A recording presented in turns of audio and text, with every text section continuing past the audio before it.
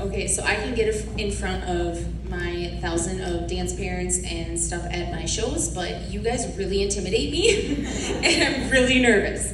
I decided not to go the sappy route because I am a super ugly crier, and I will not breathe or be able to talk to you. So I'm gonna try to go more funny. But a little history about me. I actually joined Just for Kicks in 1997. My parents signed me up at a registration night in New Ulm of my hometown without me knowing because I was the child who did not want to try anything new. I complained the whole ride there and unwillingly walked into my first dance class. Well, here I am 25 years later.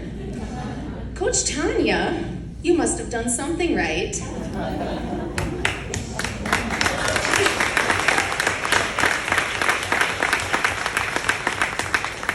Fast forward through high school and college.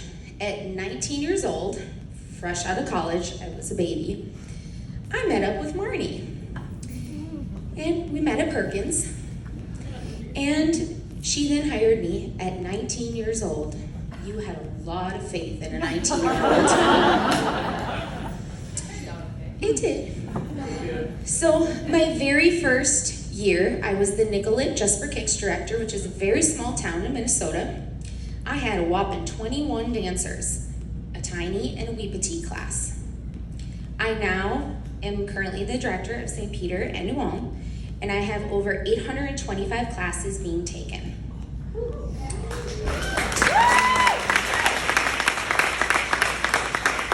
So a little inspiration to you rookies and newbies. I've been there. I've been at the very bottom. The road was long and it didn't happen overnight, and it has been far from easy, but it is possible to climb your way up. But with that said, I've had some very crazy experiences, and nothing compared to Cindy's, but funny nonetheless. So I'm gonna bring my little posse up here to play a little game with me that I would like to call, why in the heck did I decide to be a director? So, Lexi Smith and Allie Bernarski. Woo! You may stand on each side of the truly, which one of you grabs the truly first to know the answer. So, at one time, what interrupted one of my spring shows? I didn't even have to do multiple choice and she knew it. I was gonna give you multiple choice, but Lexi knew it. It was a bat. So I had a bat join us in the middle of a performance at my spring show. Literally was swooping down at us. Yep, didn't know what to do at that point, but show must go on. So I bring my tiny kicks out and bring them out, and I go, we're gonna go dance with the birdie. And one of my dancers looks up at me, Coach Molly, that's not a birdie. Well, I got you out here, so. All right, you guys can see.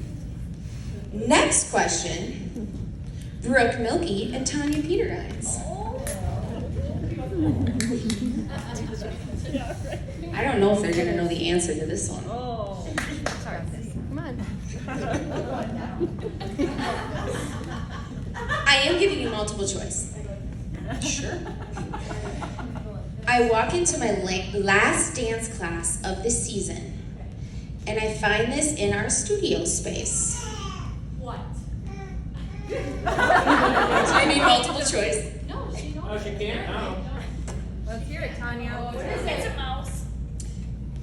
Well, no, but multiple choice is A, a mouse, which is wrong. My turn. B, a casket with a body. C, an eviction notice. Or D, a flooded building. Or all of the above. Dead body. A casket with a body, because you were there. Leah Frank, wherever you were, Yes, I was. you were there. Where is Leah? Leah had a baby. Where is Leah? Raise your hand. Do you not remember? In Wilmer. In Wilmer. Yeah. You were pregnant, so we had to take over over the classes the last night, and we walk in the space where we're supposed to have classes, and Brooke and I walk in, and there is a casket with a body in our space. We had to get rid of that before the kids came. So we're on the phone with Leah, and we're also on the phone with everyone else. What are we supposed to do? We have people lined up in like the hallway area, hiding kids from this, and they just rolled the body in the back of the garage door and shut the door. Yep. Good job.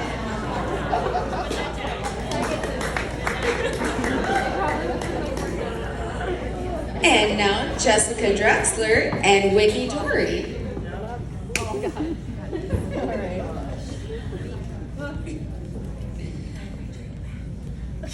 You can wait till multiple choice if you want. You might have to. The morning of my spring show, I get a call saying, A, we double booked you. B, 4 of your staff got sick. Not even there yet. C, your staff went into labor. Or D, your facility's on lockdown. I know this. I know it too. What is it, Marty? The facility went down on lockdown. Yes. My facility went on lockdown. I didn't know what that meant. I got a call at 4:30 in the morning saying your facility's on lockdown. I assumed it was a shooter or something like that. I had it at Gustavus. Didn't know what that meant. It turned out there was a chemical leak in the pool, and we were not allowed to have our show. So it turns out I sent out an email to all my parents. They just had a brand new high school built.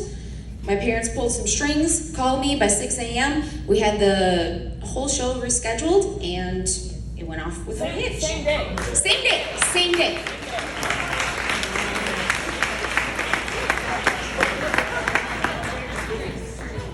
I aged probably 10 years within those 3 hours.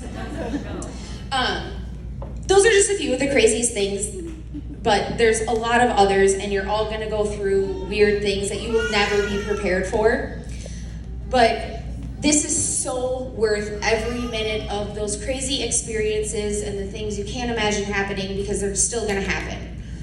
But I do have to say, we were talking about this the other day. My biggest pet peeve is when you meet a new person and you introduce yourself, they obviously ask what you do. Oh, I'm a dance coach. How many of you get the response of, oh, yeah, what's your real job? Yep, well, that's cute.